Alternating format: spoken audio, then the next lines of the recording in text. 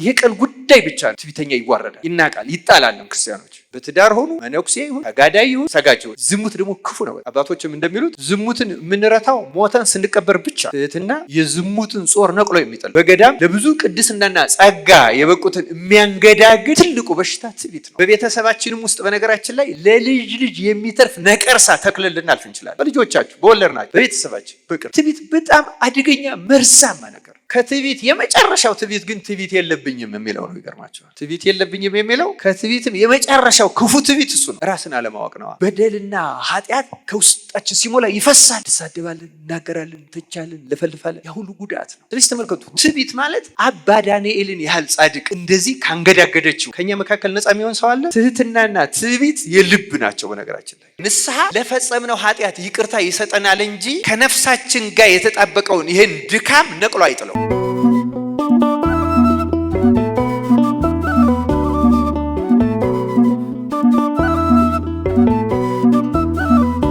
ትህትና የሌለው ሁሉም የለው፣ ምንም የለው። ምክንያቱም ትህትና የሌለው ትዕቢተኛ ነው። ትዕቢተኞችን ደግሞ እግዚአብሔር ይቃወማል። ትዕቢተኛ ያደርጋል፣ ይቃወማል። ትህትና ከሌለን አንድም ተስፋ የለንም።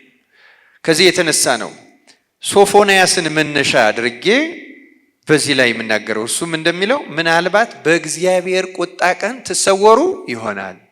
እግዚአብሔርን ፈልጉ፣ ጽድቅን ፈልጉ፣ ትህትናንም ፈልጉ። ምናልባት በእግዚአብሔር ቁጣ ቀን ምን ትሆኑ ይሆናል? ትሰወሩ። እግዚአብሔር ቁጣ በምድር ላይ ይገለጻል። በመቅሰፍቱም ትህትና ያለውን ሰው እግዚአብሔር ይሰውረዋል። ከፈለገ እንደ አቤሜሌክ 66 ዓመት እንዳስተኛው ያስተኛል። ከፈለገ እንደ ሰባቱ ህፃናት እኮ 370 ዓመት አስተኝቷቸዋል። ክርስቶስ ደግሞ በአዲስ ኪዳን ጊዜ ስንክሳር ላይ ታሪካቸው አለ። እግዚአብሔር መሰወሪያው መንገዱ ብዙ ነው በእውነቱ። በተለይ እኛ ኢትዮጵያውያን አሁን በጦርነቱ በሌሎቹ ሀገር እንደምንሰማው ይሄ ግበበ ምድር ከምድር በታች ይሄ ቤዝመንት የምንለው እንኳን የለንም እኮ መጠለያ አይደለም እንዴ? አለን የለንም? ግን ከሱ ይልቅ በክርስቶስ ብንጠለል እንትን አለን፣ በእውነቱ እንትን አለን። በእርሱ ለመጠለል ያብቃን እና አሁን ተሯሩጠን አንዳንድ የቀበሮ ጉድጓድን ብንሰራ ማን ወጣበትም ሊሆን ይችላል። በእውነቱ ክርስቲያኖች ከልቤ ነው የምነግራችሁ። የሚታመን በማን ይታመን የተባለው? በሱ እንጠለል። ከዚህ ሁሉ በሱ ተጠልለን ለመዳን ግን መግቢያው በሯ ትህትና መሰረታዊ ነገር ነው። ራሱ ጌታችን አምላካችን መድኃኒታችን ኢየሱስ ክርስቶስ በማቴዎስ 11 ቁጥር 28 ጀምሮ እናንተ ደካሞች ሸክማችሁ የከበደ ሁሉ ወደ እኔ ኑ እኔም አሳርፋችኋለሁ ይላል። ምን አደርጋችኋለሁ? በዚህ ምድር እኮ ያሳርፈናል። ክርስቲያኖች ካለንበት መባዘን፣ መጨነቅ ያሳርፈናል። አሁን የስነ ልቡና ባለሙያዎች ጭንቀትንና ድብርትን ይህን መደበር ወይም ስትረስ የሚባለውን ሲበይኑ ድብርት ስላለፈው አሁን ከዚህ በፊት ስላሳለፍነው ስለገጠመን አደጋ ወይም ችግር ወይም ስቃይ ወይም የሆነ ነገር ማሰብ፣ ያንን በአይምሮ ውስጥ አምጥቶ ማሰብ እሱ ድብርት ይባላል። ስትረስ የሚባለው እሱ ነው አይደለም? ነገ ምን በላ፣ ምን ሆን፣ ለልጆቼ ምን እሰጥ፣ ምን እንዲህ ቢመጣብኝ ምን አደርጋለሁ እያሉ ስለ ነገ ማሰብ ደግሞ መጨነቅ ይባላል። ለዚያ ነው ጌታ ስለ ነገ ምን አታድርጉ ነው፣ አትጨነቁ ነው ያለው አይደለም? ስለምትበሉ ስለ ነገ ምን አታድርጉ፣ አትጨነቁ። ዛሬን ነው ክርስቲያን የሚኖረው። ስለዚህ አሁን ክርስቲያኖች ጌታ የሚያለ ምንድን ነው? እናንተ ሸክም የከበዳችሁ አንደኛ በትናንትናው ገሌ እንዲህ አድርጓል፣ ገሌ እንዲህ ታደርጋለች፣ ከጳጳሳት እስከ ምናምንቱ የትናንትና ይዘን እኮ ክብድ ያለን ሰዎች አለን የለንም? ሸክሙን እኮ ማንም አልጫነብንም፣ እኛው ራሳችን ነን እኛው ላይ የጫን ነው አይደለም እንዴ? በትላንትናው ዝለናል፣ ደክመናል፣ በነገው ጭንቀት ፈዘናል። አእምሯችን ራሱ ስለ ነገ በመጨነቅ ዛሬ መስራት ያለበትን እንዳያስብና እንዳይሰራ ያደረግነው የራሳችን ጭንቅላት ራሱ ጠላቶች እኛው ራሳችን። ጭንቀት ብናቆም ዛሬ ማሰብ እንችላለን። ዛሬም ማድረግ ብንችል ከክርስቶስ ጋር ግን እሱ ምን አለ? ኑ እናንተ ሸክም እኔ ምን አደርጋችኋለሁ? አሳርፋችኋለሁ አለ። መድኃኔዓለም ክርስቶስ ያሳርፈን በቸርነቱ እና ቀንበሬን በላያችሁ ተሸከሙ ከእኔም ተማሩ ካለ በኋላ እኔ የዋህ በልቤም ትሁት ነኝና ለነፍሳችሁ እረፍት ታገኛላችሁ። አያችሁ። ስለዚህ ከኔ ተማሩ አለ። ቀንበሬ ያላቸው እኮ እነዚህ ናቸው ክርስቲያኖች። ቀንበሮቹ እነዚህ ናቸው። ምንና ምን ናቸው? የዋህነትና ትህትና እኮ ናቸው አይደሉም? ከኔ ተማሩ። እነዚህ የምትወስዱ ለነፍሳችሁ ምን ታገኛ? እረፍት። የዋህነት ምንድን ነው? የከተማ ልጆች አሁን መቀለጃ ሆነው እኔ የዋህ ምን ይሆናል የምትሉት ነገር አላችሁ አንዳንዶቻችሁ አይደለም? እውነት ነው። የዋህ ምንም አይሆንም። ግን የዋህ ነን ወይ ነው ጥያቄው። የዋህ ነን አይደለንም ነው ጥያቄው። የዋህ የሚባለው ምን አይነት ሰው እንደሆነ ታውቃላችሁ? የዋህ እኮ ሞኝ አይደለም። ክርስቶስ ሞኝ ነው እንዴ? የዋህ የማያውቅ ማለት ደንቆሮ ማለት አይደለም። ክርስቶስ የማያውቅ ነው እንዴ? ሁሉን የሚያውቅ የሚመረምር ነው አይደለም? ነው። የዋህ እኮ እንደዚያ እኛ የምንለው አይነት ሰው አይደለም። እኛን የዋህ ማለት ክርስቶስን እንደኔ ነው ብሎ መስደብ ነው እውነቱን ለመናገር ክርስቲያኖች። ምክንያቱም እኔ የዋህ ነኝ ብሎ አላ አይደለም እንዴ? የዋህነት ቅዱሳን አባቶች እንደሚሉት አንድ ሰው የዋህነት የሚደርሰው 3 ነገሮችን ከልቡ ሲያደርግ ነው። የዋህነት ላይ የሚደርሰው የመጀመሪያው ለማንኛውም ክፉ ነገር ክፉ የማይመልስ ሲሆን፣ ክፉን በክፉ የየዋህነት መግቢያ በሯ ይችናት። ክፉን በክፉ ምን አለማድረግ አለመመለስ።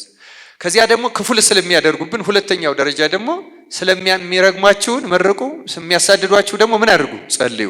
ስለዚህ ክፉ ስለሚያደርግበት እንዲያው ምን ያደርጋል ማለት ነው? ሁለተኛ ይጸልያል። የተስማማን ነው አይደል? ክፉ አያደርግም። ክፉ ስለሚያደርግበት እንዲያው ምን ያደርጋል? ይጸልያል። ሶስተኛውና የመጨረሻዋ ደግሞ ይሄ የደረሰብኝ ነገር እገሌ እኔን ስለጠላኝ እንዲህ ነው የሚለውን ከሰውየው ክፉ ካደረገብን አካል ያወጣውና ሌላ ቦታ ሌላ ጊዜ እኔ ስለፈጸምኩት ኃጢአት እግዚአብሔር እየገሰጸኝ ነው፣ ይገባኛል፣ አሁን የሚደርስብኝ ነገር ሁሉ ይገባኛል፣ የደረሰብኝ ኃጢአተኛ ስለሆንኩ ነው ብሎ ራሱን ተጠያቂ ማድረግ። ጭራሽ ሌላውን ተጠያቂ ማድረግ ሳይሆን ማንን ተጠያቂ ያድርጋ? ራሱን። እነዚህን 3ቱን የፈጸመ ሰው በትክክል የዋህ የሚባል ይሄ ነው። ዳዊት ያደረገው እንደዚያ ነው። ልጁ አቤሜሌክን ሲያሳድደው እና ሳሚ ወልደ ጌራ ድንጋይ የወረወረ አባራ እየቦተነ ሲሰድበው አንተ የደም ሰው ምናምን እግዚአብሔር የሳኦልን ደም መለሰብህ እያለ ሲለው እና አቢሳይ ደም ቆርጠነው እንምጣ ሲሉ ታውት ምን አደረገኝ? እሱ የወለድኩበት ልጅ ተነስቶብኝ የለምን? ይሄ የሆነው ከእግዚአብሔር። ስለዚህ እግዚአብሔር ይቅር ይለኝ ይሆናል ብሎ ገና ልጁ ራሱ አቤሎሶሎም ሲያሳድደው ጫማውን አውልቆ ቀበቶውን ፈቶ ጸጉሩን ራሱን ተከናንቦ የሐዘንተኛ የእስራኤል ምልክት ኃጢአተኛ ነኝ ብሎ ነው የወረደው። አያችሁ፣ ዳዊት ለልጁ በጦርነት ለመመለስ አልተዘጋጀም፣ ይጸልይለታል። ከዚያ ባ ደግሞ ተጠያቂው እኔ ነኝ፣ ይሄ ሁሉ የሚደርስብኝ ኃጢአተኛ ስለሆነ። ለዚህ ነው ዳዊት የዋህ እንደ ልቤ የሆነ የእሴይ ልጅ ዳዊትን አገኘው ነው አይደለም ያለው። ዳዊት የዋህ ነው እውነቱን ለመናገር። ሲቀጣ ጦርነት ሲገጥም እኮ ይችልበታል። ያ በእግዚአብሔር ፈቃድ ነው የሚያደርገው። ደሙ ፈልቶ ቱግ ብሎ በስጋዊነት አይደለም ክርስቲያኖች። ለዚህ ነው ጌታ የዋህነት ማለት እነዚህ 3ቱ ናቸው። እነዚህን 3ቱን ምንፈጽም ከሆነ ደግሞ የሚገርማችሁ ትህትና ከየዋህነት በኋላ የሚመጣ ነው። ለምሳሌ ዛሬ ስለ ትህትና ስለተማር ስንማርም ኖረናል። ህሊናችን አሁን ትሁት እኮ መሆን አለብኝ ብሎ ሊያስብ ይችላል። ደግሞም እናስባለን፣ እንፈልጋለን። እውነት ለመናገር የማይፈልግም ሰው የለም አይደለም። ግን ስለፈለግንና ስላሰብን ደግሞ መሆን የማንችለው ነገር ነው። በጣም የሚገርመው ነገር ለምንድን ነው መሆን የማንችለው? እንዲሆን የሚያደርገው ሁኔታ እስካልተፈጠረ ድረስ መሆን አይችልም። ጌታ እንዳለው እኮ ነው ዘዘራ ሰብ ያር ሰው የሚጨደው የዘራው ነው አይደል ያለው። ሰው ወይን ፍሬ የሚፈልግ የወይን ዘለላ የሚፈልግ ከሆነ መጀመሪያ ወይን አትክልቱን አረጉን መትከል አለበት የለበትም? ይኸው ፍሬውን የሚያመጣውን አትክልት ሳንተክለው ፍሬውን እንደማናገኘው ጤፍ ገብስ ማጨድ ፈልገን ማዝመር ፈልገን ሳንዘራ ሜዳ ላይ ሄደን ሳር በማጨድ ጤፍ ማግኘት እንችላለን? አንችልም። ስለዚህ ተመልከቱ፣ ትህትና የዋህነትም እናገኘው እናጭደው ገንዘብ እናደርገው ሲል መጀመሪያ አትክልቱ መተከል አለበት። መጀመሪያ ዘሩ መዘራት አለበት። ያ ካልሆነ ፍሬው ስለፈለግ ነው አይመጣም እኮ። የሚመጣው አስፈላጊውን ነገር ስናደርግ ነው። ለዛ ነው አሁን የዋህነት እነዚህ ናቸው ስል ክፉ ይገጥመናል፣ ምንም ጥርጥር የለው። ደግሞ በእግዚአብሔር ፈቃድ ስለሱ አይደለም የማስተምረው እንጂ ነው የሚገጥመን። በአብዛኛው አይደለም። የቤተክርስቲያን አባቶች እንደሚሉት ክፉን በሁለት ይከፍሉታል። ክፉን በሁለት እኛን ክፉ የሚመስለንን እነሱ ክፉ አይሉትም። እኛን ክፉ የሚመስለን ለምሳሌ ምን ይመስለናል? ረሃብ፣ ችግር፣ መታሰር፣ መሰደድ፣ መሰደብ፣ መጠላት፣ ስም መጥፋት፣ ብዙ ነገር እንደዚህ ሊደርስብን ይችላል። እነዚህ በሙሉ በሊቃውንት ዘንድ ክፉ አይባሉ። እኛ ክፉ ስለምንላቸው በመጻሕፍት ክፉ ይባላሉ እንጂ ክፉዎች አይደሉም። ብቸኛው ክፉ የሚባለው በተፈጥሮ ክፉ የሆነ ኃጢአት ብቻ ነው። ክፉ ማን ነው? ኃጢአት ነው።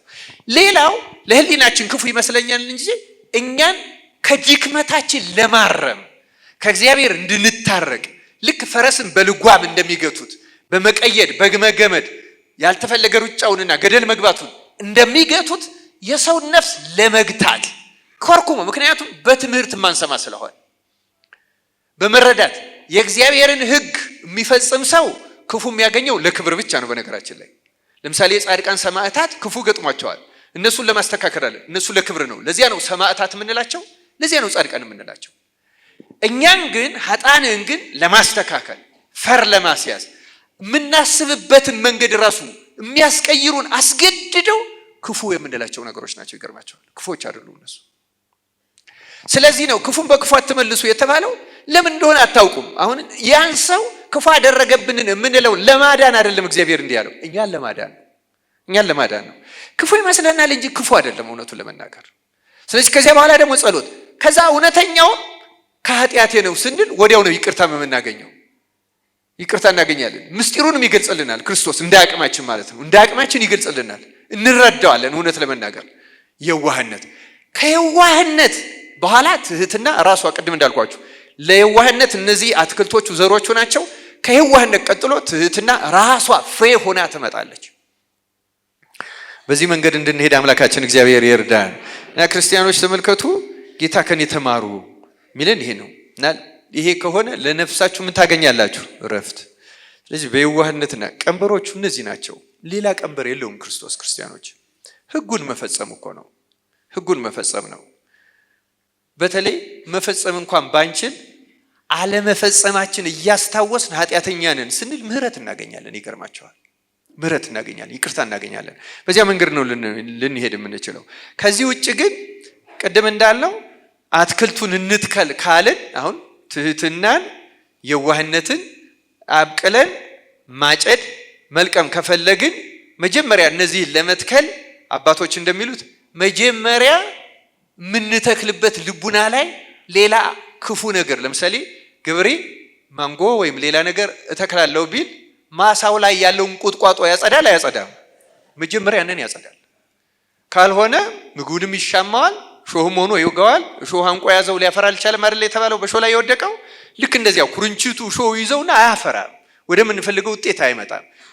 መመንጠርና ማስወገድ ብቻ አይደለም የሚበቃው። አትክልተኛ እንደ እሱ ከመነጠረ በኋላ 3-4 ቅርንጫፍ ሆኖ ይወጣል። አንዳንዱ ከተቆረጠ በኋላ ታያላችሁ አይደለም?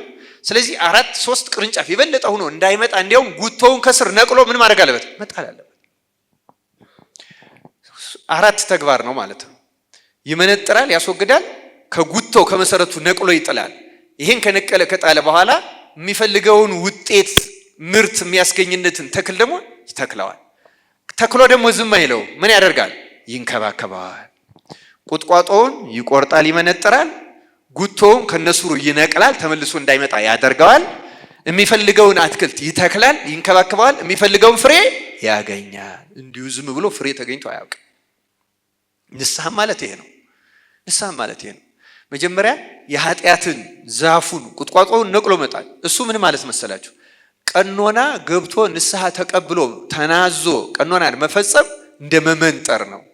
ግን ያ የተመነጠረ ኃጢአት ንስሐ ከገባንበት በኋላ እንደገና ሊበቅል ይችላል። እንደገና ይመጣል። ዝሙት ከሆነ እንደገና ዝሙት ላይ እንወድቃለን። ስርቆትም ከሆነ ሐሰትም ከሆነ ትዕቢት፣ ሌላም ከሆነ እንደዛ ይሆናል። ስለዚህ አንድ ክርስቲያን የሚጠበቅበት መመንጠሩና ማስወገዱ ብቻ ሳይሆን እንደገና በቅሎ እንዳያስቸግረውና እንዳይበጠብጠው ከመሰረቱ ነቅሎ መጣል። ያ ነው እንግዲህ መንፈሳዊ ተጋድሎ የሚባለው ይሄ ነው። መንፈሳዊ ምን ይባላል አልኳችሁ? ምክንያቱም ቀላል አይደለም። በነገራችን ላይ የኛ ባህሪ ቅዱስ ጳውሎስ እንግዲህ በእኔ ዘንድ ሁለት ፈቃዳት ይታገላሉ እንዳለ በሰውነታችን ውስጥ ሁለት ፈቃዳት አሉ እና አንዳንድ ሊቃውንት ዝቅተኛውና ከፍተኛው ይሉታል። ከፍተኛው ማለት ወደ ጽድቅ የሚያደላው ወደ ምህረት፣ ወደ ይቅርታ፣ ወደ ሰላም የእግዚአብሔርን ሕግ ወደ መፈጸም ከሰውም ጋር ሲሆን ይቅር ልበለው ልተውለት እንደዚህ የሚለን አለ ከፍ ያለ። ሌላ ደግሞ እንዴ የኔን የደከምኩበትን እንዲያረኩትን እንደዚህ ማድረግ እንደዚህ ማውኘ እንደዚህ ወኘ የሚል ደግሞ አነስተኛ አለ እና ይሄኛው በአብዛኛው ሰይጣን ቶሎ ይሰራበታል እና ነፍሳችንን እንደዛገ ብረት በጥብቅ ይቆራኛታል ይይዛታል እና ንስሐ ለፈጸምነው ኃጢአት ይቅርታ ይሰጠናል እንጂ ከነፍሳችን ጋር የተጣበቀውን ይሄን ድካም ነቅሎ አይጥለው። ስለዚህ ይሄን ነቅሎ ለመጣል መንፈሳዊ ተጋድሎ እንቀጥላለን ማለት ነው። አሁን የምንጾመው ለዛ ነው። እንጾማለን። ጾም መሰረታዊ የመፍትሄ መንገድ ነው። እንሰግዳለን፣ እንመጸውታለን። በተለይ በጣም በርህራሄ ምጽዋት ከርህራሄ ጋር ማለት የምንሰጠው ሰው እያሳዘነን እየተጸየፍነው እንዲሄድልን እንዲርቅልን እንዲለቀም ፈልገን አይደለም መሆን ያለበት። ከጭቅጨቃው የተነሳ ከርህራሄ አሳዝኖን እብድ ጠባዩ እንትን ያለ የሚሳደብ ምናምን ሊሆን ይችላል። ጎዳኮ ሰው የተጎዳኮ ሰው እንደዛ ልሁን ብሎ በፕሮግራም እንደዛ የሚሆን ሰው አለ እንዴ? የለም። በእውነቱ ሰው ርህራሄ ያድነዋል፣ ይገርማል፣ ያክመዋል።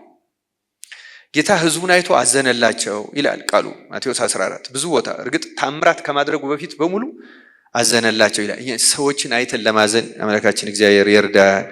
ይህ ትህትና የዋህነት ምን ነው? ለምሳሌ ክፉ ነገርን እየተቃወም ነው ስንሄድ በነገራችን ላይ ሰዎችን አይተን እናዝንላቸዋለን። ለምሳሌ ጨርቁን ጥሎ ያልጣለ እብድ ያልሆነ ቤቱ የሚኖር ገንዘብ ያለው መኪና ያለው ምን ያለው ግን ከእብደት ያልተናነሰ የሚኖር ሰው አለ አይደለም? እየተሳደበ እያመናጨቀ ምናምን የሚኖር ሰው አለ አይደለም? ብዙ ጊዜ የምንጠላው እንደዚህ አይነት ሰው አለ። ያም ሰው እኮ የተጎዳ ሰው ነው። ጨርቁን ጥሎ ስላልሄደ የተጎዳ አይመስለንም እንጂ አይምሮ እዚያ ደረጃ የደረሰው በከፍተኛ መቼስ ያ ሉቃስ 10 ላይ የተጻፈው አንድ ሰው ከኢየሩሳሌም ወደ ኢየሪኮ ሲወርድ ወንበዴዎች አገኙትና ምን አደረጉት? ደበደቡት ነው የሚለው አይደል? አጋንንት ይደበድቡናል፣ ነፍሳችን ድክም ያደርጓታል እና ትዕግስት እናጣለን እና ሁልጊዜ ውስጡ ባዶ ስለሚሆንና በየትኛው ባህቱ በኑሮም እርካታ ስለሚያሳጣው ትክክላል፣ ይናደዳል፣ ይሳደባል፣ ይተቻል። ራሱ ረፍት ስላጣኩ ነው። እና ልክ ወንዝ ከዚህ ከከንፈሩ ሲሞላ እንደሚያጥለቀልቀው በደልና ኃጢአት ከውስጣችን ሲሞላ ይፈሳል። እንሳደባለን፣ እናገራለን፣ እንተቻለን፣ ለፈልፋለን። ያ ሁሉ ጉዳት ነው። እግዚአብሔር ከዚያ ጉዳት ይፈውሰን። ለዚያ ሁሉ ሐዘኔታ ነው የሚያስፈልገው። የተጎዳ ሰው ነው። ርህራሄ ነው የሚያስፈልገው። ፍቅር ነው የሚያስፈልገው። ያን እናደርግ አምላካችን እግዚአብሔር ይርዳን። እና የተወደዳችሁ ክርስቲያኖች አሁን ጉቶውን መንቀል ስንል አሁን ለትህትና ትልቁ ጸሩ ትዕቢት ነው አይደለም? ተቃራኒው ምንድን ነው? ትዕቢት ነው አይደለም? እና አሁን ይህን ስንል ለአንዳንዶቻችን ትዕቢት የሌለብን ሁሉ ሊመስልን ይችላል። በነገራችን ላይ ምናልባት ከትዕቢት ውስጥ መቼስ ሁሉም ደረጃ አለው አይደለም? ይሄ መብራቱ አምፖሉ ሁሉ የሚሰጠው ዋት ይለያያል አይለያይም? እንደዚያ እኮ ነው። ጽድቁም ኃጢአቱም ይለያያል እኮ ሁላችንም። ለዛ ክብራቸው የጻድቃን የሚለያየው ገድላቸው ስለሚለያየ፣ ኃጢአትም እንደዛ ነው፣ ደረጃው የተለያየ እና ትዕቢትም ይለያያል። ከትዕቢት የመጨረሻው ትዕቢት ግን ትዕቢት የለብኝም የሚለው ነው። ይገርማቸዋል። ትዕቢት የለብኝም የሚለው ከትዕቢትም የመጨረሻው ክፉ ትዕቢት እሱ ነው። ራስን አለማወቅ ነው። ራስን አለማወቅ ነው። እንኳን እኛን በዚህ ዓለም የምንኖረውን ሰዎች ይቅርና በገዳም ለብዙ ቅድስናና ጸጋ የበቁትን የሚያንገዳግድ ትልቁ በሽታ ትዕቢት ነው። ሰይጣንም በጣም በጣም በጣም ምክንያቱም ረቂቅ ነው። ትዕቢት በነገራችን ላይ ረቂቅ ስለሆነ አንጻሐኒ እምህዋቴ እንዳለ ዳዊት አቤቱ ከተሰወረው ኃጢአት አንጻኝ ይላል አይደለም? ከማይመስለን በቀላሉ ከማንረዳው አሁን ሞልቶ ሲፈስ እናውቀዋለን። እገሌ ትዕቢተኛ ነው፣ እንደዚህ ነው፣ ጉረኛ ነው፣ ጉረኛ ናት ምናምን እንላለን። ያ ሞልቶ ሲፈስ ነው፣ እንደ ወንዙ ሞልቶ ሲፈስ ነው። ሳይሞላ ሲቀር ግን ትዕቢት በተለይ የውስጥ ስለሆነ ቅድም ጌታ እኔ በልቤ ነው አይደለም ያለው ትሁት። ትህትናና ትዕቢት የልብ ናቸው። በነገራችን ላይ ትዕቢት የልቡና ነው እና በመገለጫው ካልሆነ በቀር መኖሩ እንኳን አይታወቅም። ለምሳሌ አንዳንድ ጊዜ ጥቂት ምልክቶችን እዘረዝራለሁ። ብዙ ምልክት ነው ያለው በነገራችን ላይ። ይሄ አንዳንድ ጽሁፍ አንባችሁ ታውቃላችሁ? ሜዲካል የሚባል ጋዜጣና መጽሔት ነበር። አሁን አለ የለም? አንባችሁ ታውቃላችሁ? እሱን እኔ የተወሰነ ጊዜ አንብቤ ጣልኩት። ምክንያቱም ሁሉ በሽታ ያለብኝ ነበር የሚመስለኝ ምልክቱን ሳየው ማለት ነው። ታውቃላችሁ አይደል? አሁን ትዕቢት በነገራችን ላይ እንደዛ ነው። ምልክቶቹን ብታዩቸው አሁን ለምሳሌ ሰው እንደው በአፋችን ቢቀር በህሊናችን እንተቻለን አንተችም? ትችት የትዕቢት አይነተኛ ምልክቱ ነው። ለምሳሌ ምልክት ነው፣ አይነተኛ ምልክት ነው። አሁን ትችት ዝቅተኛዋ ናት። ይገርማቸዋል። አይጥመንም። እንደው ሌላ መቅደስ ቆመን እንኳን እያስቀደስ እንደው በቃ እንደው ከዛ ከቀዳሾቹ ራሱ ባንዱ እንዲህ እንላለን አይደለም? ምክንያቱም እንዲህ ነው መሆን ያለበት። ያ ማለት እኔ የተሻለ አውቃለሁ የሚል ነው። በነገራችን እንደዚህ መሆን አልነበረበት፣ እንደዚህ ማድረግ አልነበትም ምናምን ስንል ሁሉ ለኛ በቦታችን በህሊናችን ለኛ የሚሰጠው ከፍታ አለ። አባቶች ምን ይላሉ? መተቸት ማለት ራስን ከፍ ካለ ቦታ ማስቀመጥ ነው ይላሉ። ሌላውን ዝቅ ማድረግ ስለሆነ ማለት አይነተኛ የትዕቢት መገለጫ ነው። እና ትዕቢት የለብኝ የሚል ሰው በጣም እርግጥ ትሁታን የሆኑት ሰዎች የበለጠ ትዕቢተኛ ነኝ ይላሉ። በነገራችን ላይ ራሳቸውን ደጋግመው ነው የሚወቅሱ። እና ይህን ትዕቢትን ነቅሎ ለመጣል መጀመሪያ አደገኛነቱን፣ ረቂቅነቱን፣ በጣም ድብቅነቱን ማወቅ ያስፈልጋል። ከመጽሐፍ ቅዱስ አንዳንድ ጥቅሶችን እንደው ስለ አደገኛነቱ ማንሳት እፈልጋለሁ። መዝሙር 101 ቁጥር 7 ላይ ዳዊት እንዲህ ይላል፣ ትዕቢትን የሚያደርግ በቤቴ መካከል አይኖርም፣ አመፅን የሚናገር በዓይኔ ፊት አይቀናም ይላል። ትዕቢትን የሚያደርግ በቤቴ አይኖርም። የማለት ቤተ መቅደስ ውስጥ ልንኖር እንችላለን፣ ግን መንፈስ ቅዱስ በቅድስና ከሚመርጣቸውና ከሚሰበስባቸው ውስጥ አያስገባንም። ብንቆርብም ጭምር ብንቀድስም ጭምር ብናስተምርም ብንሰብክም ጭምር ልቡን ያውቃል። እግዚአብሔር ልብን ያውቃል። እኔ ይህን በማስተማሬ ትሁት ነኝ ልል አልችልም። ለመናገር ማንም ይችል ሊል የሚችል የለም። በጣም አደገኛ ነቀርሳ የሆነ በሽታ ነው ትዕቢት። ዓላማው በትህትና ስንሆን በነገራችን ላይ እቺስ እግዚአብሔር የሚያደርገው የሚሰጠው ጸጋ በጣም ልዩ ነው። የመዳን ተስፋችን እዚህ ውስጥ ነው ያለው። ክርስቲያኖች የመዳን ተስፋችን አምላካችን ይህን እንድንረዳው ይርዳን። እና አሁን ሮብዓም የተባለው የዳዊት የልጅ የሶሎሞን ልጅ ትዕቢቱ ከፍ ያለ ነበረ እና እስራኤልን ከሁለት እንዲከፈሉ መከራ ለትውልድ እንዲተርፍ ያደረገው የእሱ ትዕቢት ነው። አገዛዝ አቅልል ሲባል የኔ ትንሿ ጣቴ ከአባቴ ወገብ ምን ትሆናለች አለ፣ ትወፍራለች አለ። ትዕቢቱ በጅራፍ ገርፏችሁ እንደሆነ በጊንጥ ገርፋችኋለሁ ከፈለው። የእስራኤል መንግስት ከፈለው። ከ1000 ዓመት በላይ እርስ በርስ ራሱ በመዋጋት ሲዳሙ ኖሩ። ትዕቢት በጣም አደገኛ በሽታ ነው። በቤተሰባችንም ውስጥ በነገራችን ላይ ለልጅ ልጅ የሚተርፍ ነቀርሳ ተክለን ልናልፍ እንችላለን። በልጆቻችሁ በወለድናቸው በቤተሰባችን በቅርብ ትዕቢት በጣም አደገኛ መርዛማ ነገር። ክርስቶስ በቸርነቱ ነቅሎ ይጣለን። በእውነቱ ያለ እሱም ነቅለን ልንጥለው አንችልም። በእርግጥ ያለ መንፈስ ቅዱስ እና ክርስቲያኖች ሶሎሞን እንዲህ ይላል፣ ትዕቢት ከመጣች ውርደት ትመጣለች፣ በትሑታን ዘንድ ግን ጥበብ ትገኛለች ይላል። ትዕቢት ከመጣች ምን ትመጣለች? የማይቀር ነገር ነው። በመጽሐፍ ቅዱስ ቀላል ምሳሌ ላንሳላችሁ፣ አልዘርዝርም ጊዜ ስለሌለኝ። ጎልያድን ያዋረደው ምኑ ነው? የዳዊት ጉልበቱ ነው እንዴ? የዳዊት ትህትናው እምነቱ፣ የጎልያድ ደግሞ ምኑ ነው? ትዕቢቱ ነው። ሰናክሬምን 185,000 ጦር በአንድ ቀን ያሳረደበት ምኑ ነው? ትዕቢቱ። ክርስቲያኖች እንደ ትዕቢት ያለ አዋራጅ የለም። አዋራጅ ነው ትዕቢት።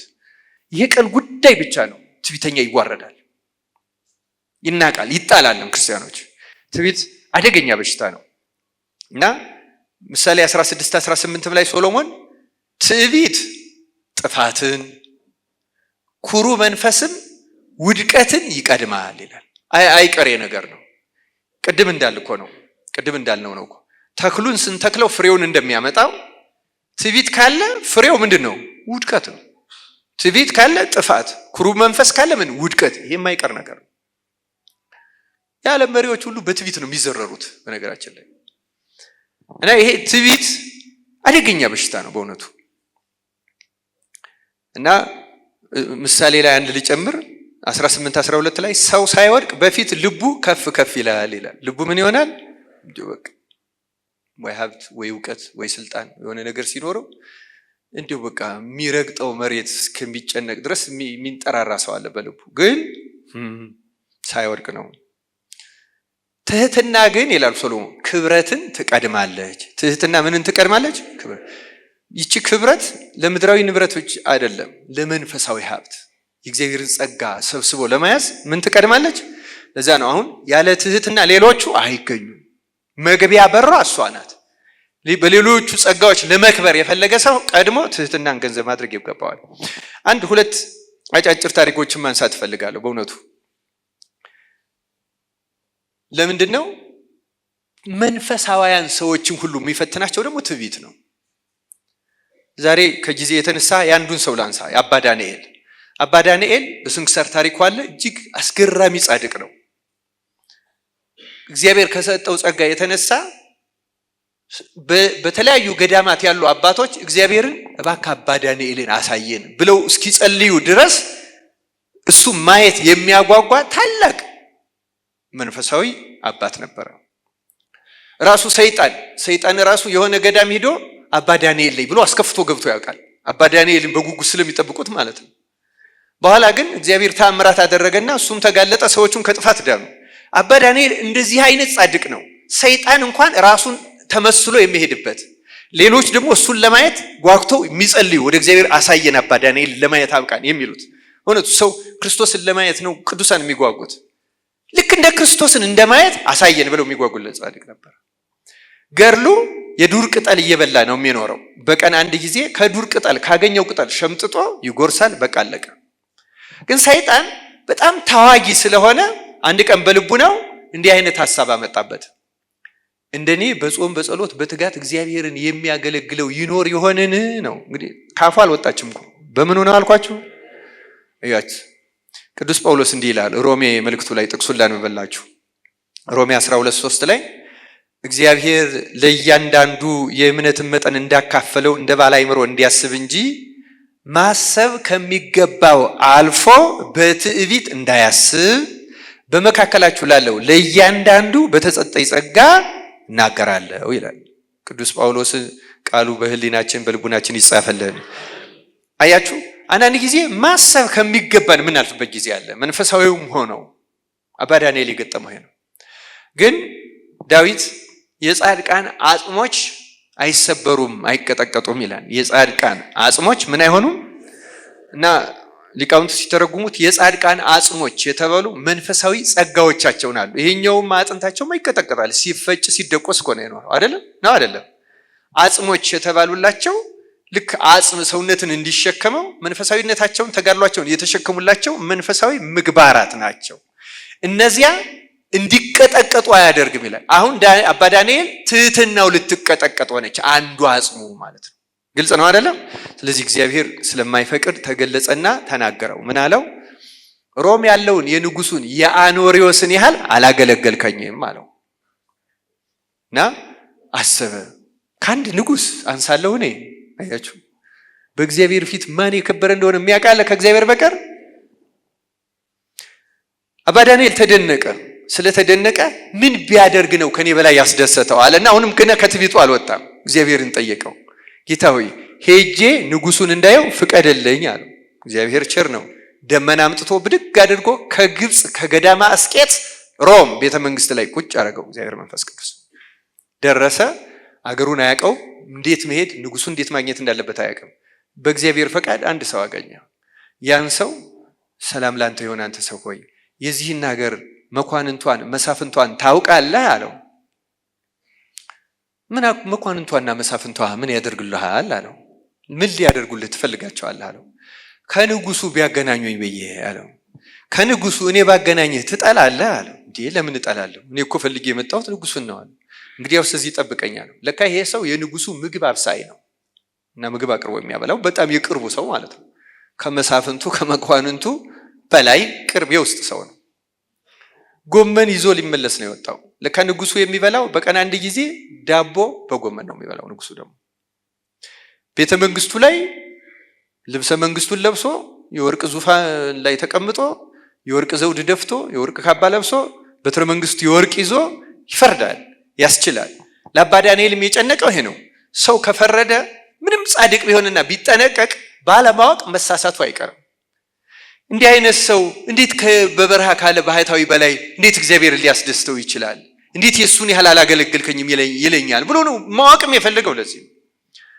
እና ግን ከዛ በኋላ ልክ አሁን እነዚህ ቤተ መቅደሶቹ ግቢ ከጀርባ አንዳንድ ቤቶች መቃብር ቤት የሚኖሩ ሰዎች ታውቃላችሁ አይደለም?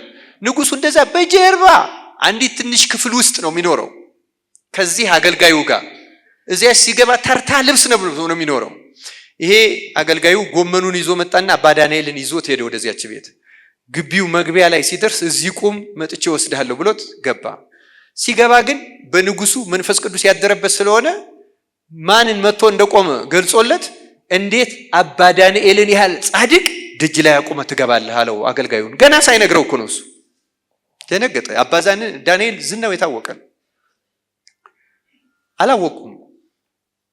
ይቅር በለኛል እና ይዞት ገባ። ከዛ ጎመኑን አብስሎ ለንጉሱ በድቦ አድርጎ አቀረበ። አባ ዳንኤልን ብላ ሲሉት አባ ዳንኤል አልበላም አባቶች ያለ በጣም በታላቅ ትህትና ይህን ቅምሻው አላውቅም እና ሆዴን ያመኛል፣ የኔ ምግብ ውጭ ላይ አለ፣ ወጣ ብዬ ቅጠል ሸምጥጬ እንድመጣ ፈቀዱልኝ ብሎ ወጥቶ ቅጠል ሸምጥጦ በላ። ንጉሱ ደግሞ የተፈቀደለትን ዳቦ በጎመን በላ። ዋላ አደረ። ንጉሱ መሆኑን አያውቅም። ከዚያ በኋላ እኔ ባስገናኘህ ስላለው ንጉሱ መቼ ነው የምታገናኙኝ አለ እነዚህን ሰዎች። ታያለህ አንድ ቀን ተባለ።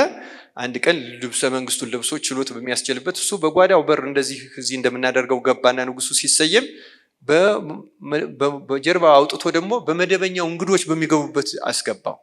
ልክ ንጉሱ ችሎት አስችሎ ዙፋን ላይ ተቀምጦ የወርቅ ዘውዱን ደፍቶ የወርቅ ካባውን ላምብቃውን አድርጎ በትረ መንግስቱን ይዞ አባ ዳንኤል ከዛ ይዞ ሲገባና ንጉሱን ሲያየው ንጉሱ ከነግርማው የመንፈስ ቅዱስም ጸጋ ሞገስ ስላለው በአይኑም ላይ ወርቁ ምኑ ሲያብረቀርቅበት አባ ዳንኤል አይቶ ስለማያውቅ አይኑ ራሱ ለማየት ተሰቅቆ መሬት ላይ ወደቀ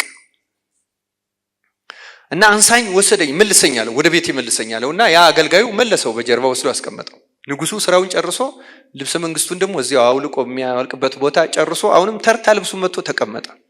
አባ ዳንኤል ይጨነቃል።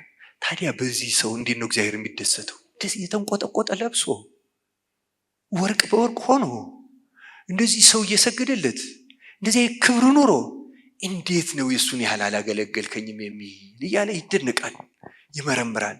ሐሳቡን ግን አይናገርም።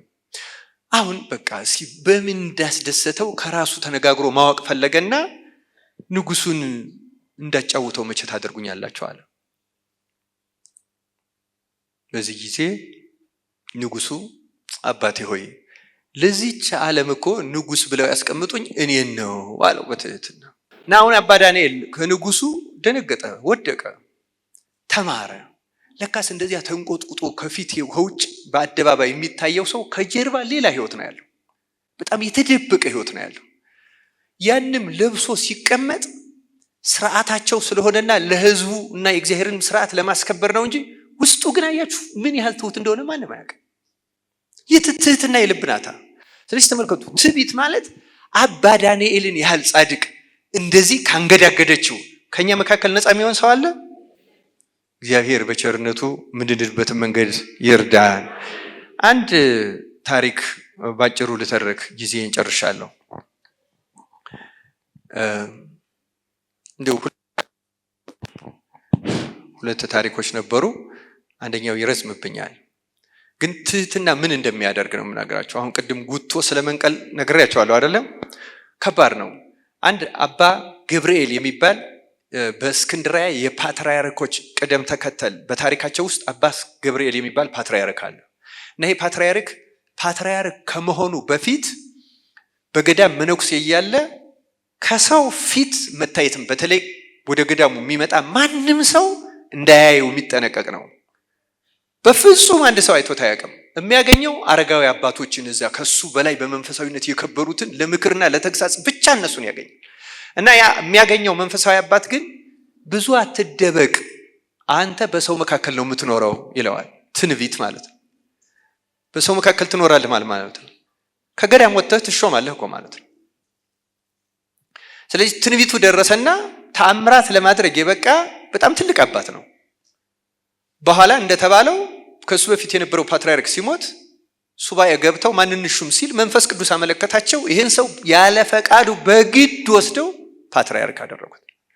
ፓትርያርክም ሆነው ግን በግብጽ መደበኛ መኖሪያቸው ገዳማቸው ነው፣ የራሳቸው ገዳማቸው። ሄደው የሚሰሩትን ስራ ሰርተው ወደ ገዳማቸው ነው የሚመለሱ። 2-3 ቀን መንበረ ፓትርያርኩ ያድሩና ዋና መኖሪያቸው ገዳማቸው ነው። ልብሳቸውም ያለብሳቸው ገዳማቸው ነው። የተለየ ህይወት የላቸው ከገዳሙ ውጪ ማለት ነው። ግን መውጣት ከጀመረ በኋላ ሰው ነውና የዝሙት ጾር ተቀሰቀሰበት። ጾር ማለት በግዕዝ ቅድም እንዳልኳችሁ ልናደርገው የማንፈልገው ኃጢአት ግን ስሩ ጉቶ ነቅለን መጣል ያቃተን ማለት ነው። ገብቷችኋል አይደል? በየሆነ ጊዜው የሚመጣ ልክ ይሄን ሲያስረዱ አባቶች ምን ይላሉ? ይሄ አሁን በእግር የሚረገጥ መሬት በበጋ አቧራ ይሆናል አይደለም? ልክ ዝናብ ጠብ ሲልስ ምን ይሆናል? ይኸው ጾር ማለት እሱ ነው። ልክ በቃለ እግዚአብሔር ሲረገጥ በስግደት በጾም በጸሎት ሲሆን የሌለ ይመስላል። ምቹ ሁኔታ ዝናብ ጠብ ሲልልት ግን በቅሎ የሌለ እዛ ምናየው አቧራ ላይ የሚያስገርም ቅጠሎች ይወጣሉ አይደለም እንዴ? ሰውነታችን እንደዚያ ነው። በነገራችን ላይ አሁን የሌለብን የሚመስለን ችግር አንድ ምቹ ሁኔታ ሲያገኝ ብድግ ነው የሚለው። በትዳር ሆኑ መነኩሴ ይሁን ተጋዳይ ይሁን ሰጋጅ ይሁን፣ ዝሙት ደግሞ ክፉ ነው በጣም። አባቶችም እንደሚሉት ዝሙትን የምንረታው ሞተን ስንቀበር ብቻ ነው። ሞተን ስንቀበር ብቻ። ይሄን አሁን ሌላ ታሪክ አልተረክም፣ የተረጋገጠ ነገር ነው። ከዚያ ውጭ በምድር ላይ ያለን የምንጠብቀው በመራቅ ነው። ምን በማድረግ? አንደኛው መራቅ ነው። መጽሐፋችን ከሴት ርቆ እንጽጠብቆ ይላል። ከምን ርቆ? እየተፈጋፈጉ አይዳንም፣ በእውነቱ አይዳንም። እና ይሄ ፓትርያርክ ግን እየተፈጋፈገ ሆኖ አይደለም፣ በመውጣቱ በማየቱ ብቻ አስቸገረው እና አብዝቶ ሰገደ፣ ጾመ፣ ጸለየ። ሁሌም ህይወቱ ነው ጾም፣ ጸሎት፣ ስግደት። ብዙ ቸርነት አደረገ። ግን ጾሩ አልለቀው አለ። የነዛ ትንቢት የተናገሩለትን መንፈሳዊ አባቶች ውስጥ አንዱን ሄዶ አማከረ። ይሄ ጾር አልነቀላለኝ፣ ከሰውነት የተነቅሎ አልወጣ፣ ምን ይሄን አደረኩ ምን ላደርጋለሁ? የአባት ሲመክረው ምን አለው? እንዲህ አይነት ጾር ተነቅሎ የሚወጣው በትህትና ብቻ ነው። በምን? ርዕሳችን ምንድነው? ትህትና ነው አይደለም? የትህትናን ስራ ከሰር ምክንያቱም ፓትርያርክ ነው፣ የመጨረሻው ስልጣን ላይ ነው ያለው። የልዕልና ትልቁን ስራ ነው የሚሰራ። ወርደህ የትህትና ስራ ነው። ገዳሙ ስለሚኖር ተደብቆ ለ2 ዓመት ያህል ሌሊት እየተነሳ የገዳሙን ቆሻሻ እየጠረገ መድፋት ጀመረ ወደ ገዳም። ሽንቱንም ሰገራውንም በገዳም እንዳሁኑ ዘመናዊ መጸዳጃ የለም ታውቃላችሁ አይደለም? የአረጋዊውን ቆሻሻ እየወሰደ እያጸዳ ቀን ጠርገዋለሁ ቢልም ያስጠርገው የለም። ፓትርያርክ ነው እሱ። 2 ዓመት ታግሶ ሳያቋርጥ ካጸዳ በኋላ እግዚአብሔር ትህትናውን አይቶ የዝሙትን ጾር ነቅሎ ጣለለትና እንደ እግዚአብሔር መልአክ ሆነ ይላል። ይኸው ትህትና እንደዚህ ነው ክርስቲያኖች። ትህትና የዝሙትን ጾር ነቅሎ የሚጥል ነው። አምንም አምላካችን እግዚአብሔር ትዕቢታችንን በቸርነቱ ነቅሎ ይጣለልን። 1-2 ጥቅሶችን አንብቤ ትምህርቴን አጠቃልላለሁ። በእውነቱ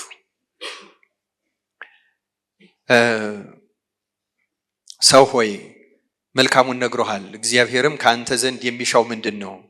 ፍርድን ታደርግ ዘንድ ምሕረትንም ትወድም ዘንድ ከአምላክህም ጋር በትህትና ትሄድ ዘንድ አይደለምን ይላል። ከአምላክህ ጋር በምን ትሄድ?